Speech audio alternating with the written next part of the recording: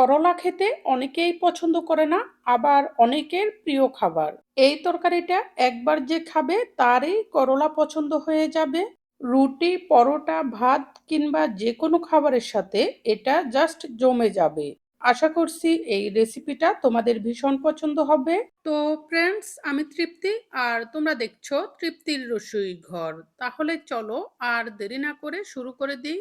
রেসিপিটি সম্পূর্ণ জানতে স্কিপ না করে পুরো ভিডিওটির সাথেই থেকো। প্রথমেই তরকারিটি রান্না করার জন্য এখানে আমি 3টি করলা এরকম গোল গোল করে কেটে নিয়েছি। এগুলোকে একটু ভারী করে কেটে নিয়েছি।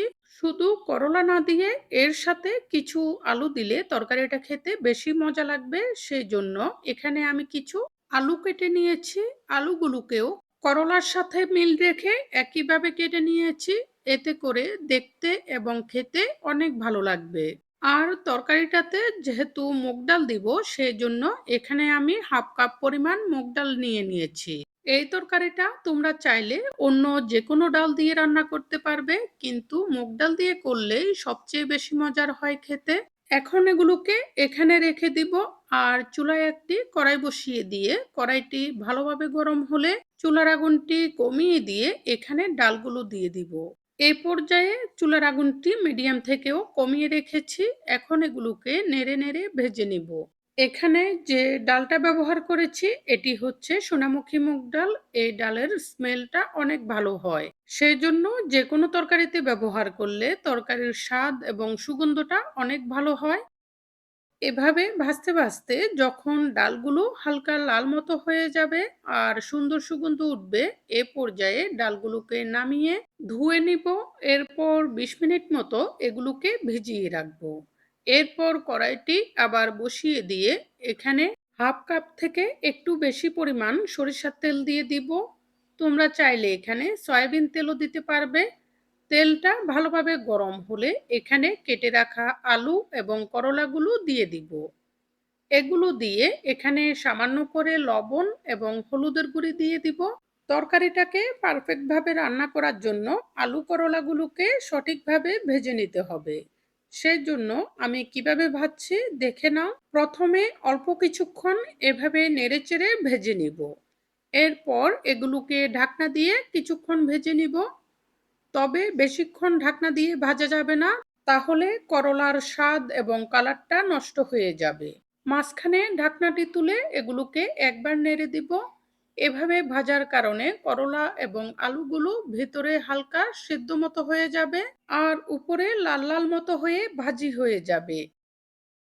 এভাবে ঢাকনা দিয়ে অল্প কিছুক্ষণ ভেজে এরপর ঢাকনাটি তুলে নিব আর নেড়ে চেড়ে এগুলোকে হালকা লালচা মতো করে ভেজে নিব। এ পর্যায়ে আমি তোমাদের কাছে একটি রিকোয়েস্ট রাখবো।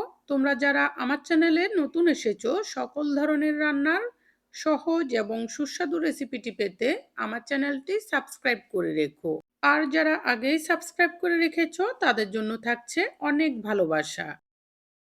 এভাবে কিছুক্ষণ ভাজার পর দেখো করলা এবং আলুগুলো হালকা লালচা মতো হয়ে ভাজি হয়ে গেছে। এখন আমি এগুলোকে একটি বাটিতে তুলে নিচ্ছি। এরপর যে তেলগুলো থাকবে এই তেলেই আমি ফোড়ন দিয়ে দিব।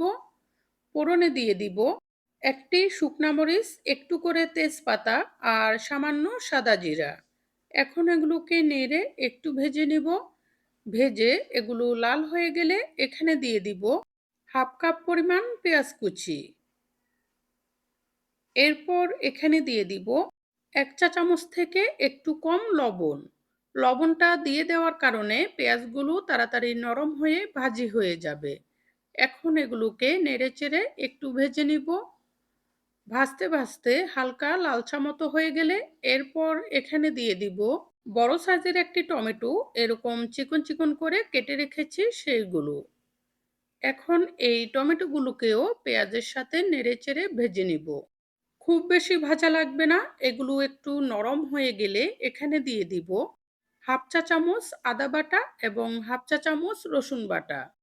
তোমরা চাইলে এখানে রসুন বাটাটাকে আরো একটু দিতে পারবে, সেই ক্ষেত্রে তরকারির স্মেলটা আরো একটু করা হবে। এখন এই আদা রসুন বাটাটাকে এগুলোর সাথে নেড়েচেড়ে ভেজে নিব। এতে করে এগুলোর থেকে সুন্দর একটা স্মেল আসবে। এরপর হালকা লালচা মতো হয়ে গেলে এখানে দিয়ে দিব অল্প করে জল, যাতে করে মশলাগুলো দিলে পুড়ে না যায়। এরপর এখানে দিয়ে দিচ্ছি হাফ চা চামচ থেকে একটু বেশি জিরার গুঁড়া, হাফ চা চামচ ধনিয়া গুঁড়া, ১ চা চামচ থেকে একটু কম হলুদের গুঁড়া, আর ১ চা চামচ দিয়ে দিচ্ছি মরিচের গুঁড়া। এখন চুলার আগুনটি কমিয়ে রেখে নেড়েচেড়ে এই মশলাগুলোকে সুন্দর করে কষিয়ে নিব। যতটা সম্ভব লাল লাল করে কষিয়ে নিতে হবে। এর উপরেই তরকারির স্বাদ এবং স্মেলটা বেশিরভাগটাই নির্ভর করে। কষাতে কষাতে যখন এই মশলাগুলো একদম লাল লাল মতো হয়ে যাবে, এই পর্যায়ে এখানে ঝোলের জন্য পরিমাণ মতো জল দিয়ে দিব। জলটা দিয়ে নেড়ে এগুলোকে ভালোভাবে মিশিয়ে দিব। এরপর জলটা ফুটে ওঠার জন্য অপেক্ষা করব। জলটা ফুটে উঠলে এখানে দিয়ে দিব ভেজে ভিজিয়ে রাখা মুগ ডালগুলো। এগুলোর জলটা সরিয়ে নিয়েছি। এখন এগুলোকে নেড়ে মিশিয়ে দিব। আর একটু ফুটে উঠলেই ঢাকনা দিয়ে দিব। ঢাকনা দিয়ে চুলার আগুনটি ডিম করে ২৫ মিনিট সময় পর্যন্ত এভাবে বসিয়ে রাখবো। ২৫ মিনিট পর ঢাকনাটি তুলে নিব। দেখো ডালগুলো একদম সেদ্ধ হয়ে গেছে, কিন্তু ভেঙে যায়নি। এর থেকে বেশি সেদ্ধ করলে এগুলো গলে যাবে। ডালগুলোকে আধা ভাঙা মতো রাখবো, সেই জন্য এই পর্যায়ে দিয়ে দিচ্ছি ভেজে রাখা করলা এবং আলুগুলো। আর দিয়ে দিচ্ছি ৪টি কাঁচামরিচ ফালি করে, ১ চা চামচ চিনি, আর অল্প করে জল দিয়ে দিব। এখন এগুলোকে নেড়ে ভালোভাবে মিশিয়ে দিব। মনে হচ্ছে জলটা আরো একটু লাগবে, সেজন্য এখানে আমি আরো অল্প করে জল দিয়ে দিব। তবে জলটা বেশি দেওয়া যাবে না, তাহলে তরকারিটা পাতলা হয়ে যাবে। নেড়ে ভালোভাবে মিশিয়ে দেওয়ার পর এগুলোকে ঢাকনা দিয়ে দিব। ঢাকনা দিয়ে চুলার আগুনটি ডিম করে আরো ২ মিনিট মতো এভাবে বসিয়ে রাখবো। করলা এবং আলুগুলোকে যেহেতু ভালোভাবে ভেজে নিয়েছি, সেই জন্য এগুলোকে বেশিক্ষণ সেদ্ধ করা লাগবে না। ঢাকনাটি তুলে এখানে সামান্য করে গরম মসলা উপরে ছড়িয়ে দিচ্ছি। আর নেড়ে এগুলোকে ভালোভাবে মিশিয়ে দিব।